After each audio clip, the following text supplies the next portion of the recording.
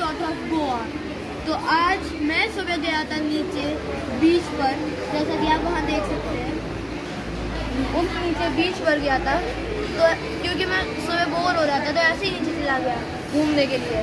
तो फिर मुझको मिले ये टाइनी शेल्स। ये चार तो रेयर टाइप, मतलब इस पर डिज़ाइंस बनी हुई है, और ये नॉर्मल टाइप, ये पीच स्किन कलर टाइप के, ये ब्लैक शेल मिला मुझको, और ये दोनों वाइट। और पहला जुड़ा हुआ शेल मुझको मिला अभी तक। मतलब जो भी शेल मिल रहे थे वो टूटे हुए से थे, पर ये मुझको मिला जुड़ा हुआ।